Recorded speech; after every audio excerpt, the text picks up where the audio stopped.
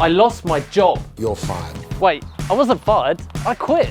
I wanted to focus on YouTube and property full time, but all you lot seem to care about is, can I get a mortgage? Calling my broker. Hello? I've just quit my job. Can I still get a mortgage?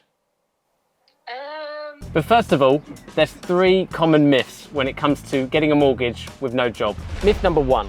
You need a £25,000 salary in order to get a mortgage. This simply isn't true. In fact, there's only a small amount of lenders that require a £25,000 salary. And actually, a lot more of them have either a small or no income requirement. Myth number 2, you need to own your own home. This simply isn't true either. Although it's a benefit because you're showing clear payments off of a mortgage and that's good for your credit rating, it's absolutely not a necessity to have a home in order to get a mortgage with no job.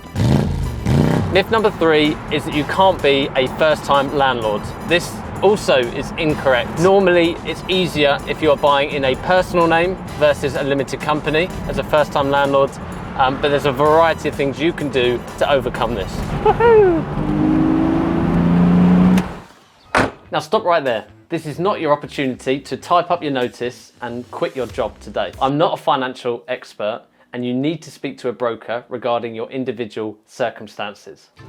So now that we've got my financial caveat out the way, now it's time to give you some valuable tips on how you can get a mortgage with no job. Now, number 1, if you are a beginner to property, then the chances are you're gonna have to provide the bank with some evidence of income so that you can still get a mortgage. Now, with that said, there are still plenty of lenders out there that will work with you if you have no job. The term no minimum requirement is very different from no income. So the chances are you're gonna need to show the bank that you have some kind of income coming in every month. Now, number 2, there is actually this thing which is known as being an experienced landlord. Now, you might sit here and think, What is an experienced landlord? does that mean you've been doing it for 5 years, 10 years?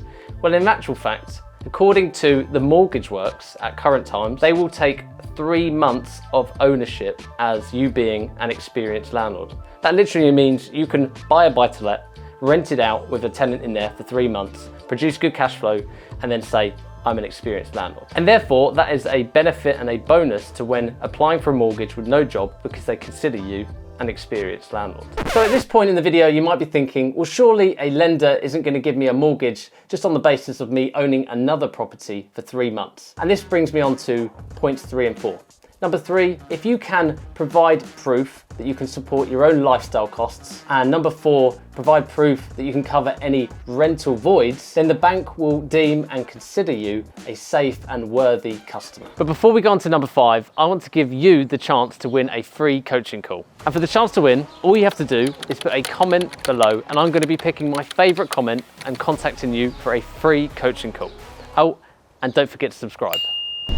Now, as promised, number 5 is very important, and that's because this is where you're going to work one-on-one with your mortgage broker to find the best products and the best fees available. As you can imagine, you're trying to get a mortgage with no job, so you are considered slightly higher risk. Therefore, the interest rates often come higher as well. Now, it's important to focus on the interest rate because right now, with inflation rising, interest rates are starting to rise and they could potentially rise further.